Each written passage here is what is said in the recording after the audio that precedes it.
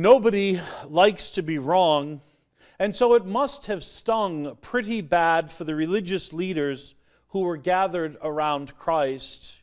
Christ tells them that they are wrong about the Scriptures, wrong about their narrow way of thinking, wrong about the Messiah, the Savior of the world.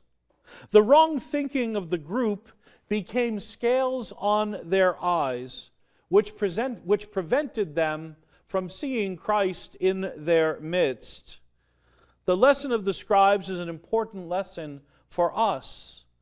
While we like to think that we're always on the lookout for Christ, intently listening for His voice, our thinking might impair seeing Him or hearing Him call to us. Might God be calling us to reconcile with those we are in disagreement with, or even to help someone in our families, even when we think we don't have a minute or another piece of energy to spare? In today's gospel, God sends another servant. And so it is another idea the gospel also asks us to consider: the lavish and sacrificial love and generosity of God. God never gives up on His people. He sends multiple messengers to lead us to salvation. The message comes through the sacraments, especially through the Eucharist, this Mass we celebrate, and through the sacrament of penance.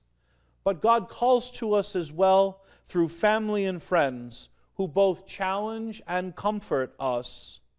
The Good Shepherd, the vineyard owner, always seeks communion with us, always drawing us closer to Him.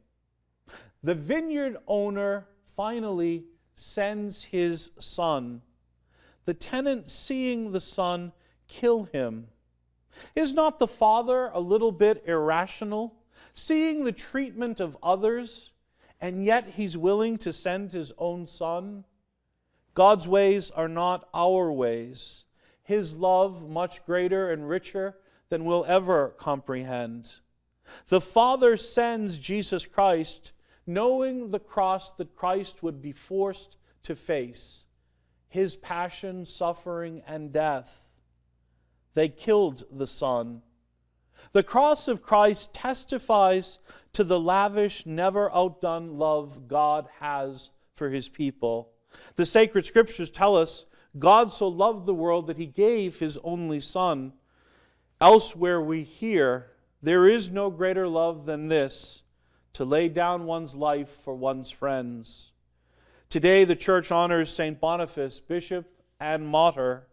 He was killed as he prepared converts in Germany to the faith.